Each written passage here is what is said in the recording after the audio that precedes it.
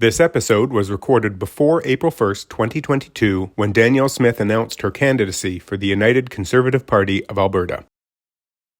Just because a company is big and established doesn't mean it's going to last forever. Yet we seem to think that because something's made it to the stock market, that it has a higher level of tolerance when it comes to risk, or maybe a lower risk profile.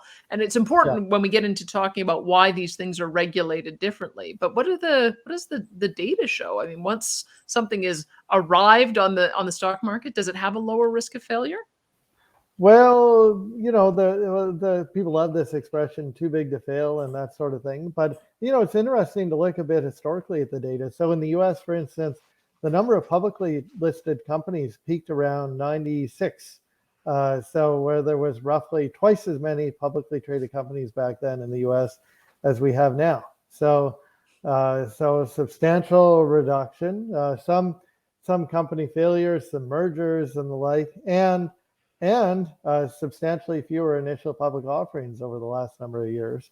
And though the decline in IPOs, people have attributed in part to increasing regulatory standards through Sarbanes-Oxley, which put in place some restrictions, for instance, on directors and increasing standards of director liability.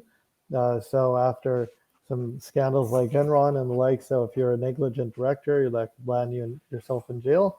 And then the Dodd-Frank Act changed the economics of going public, so that it made it, you have to be a much bigger company for the economics of going public. So around the late 1990s and early 2000s, you could have IPOs in the US at $100 million valuation, and then nowadays, most companies going public in the U.S.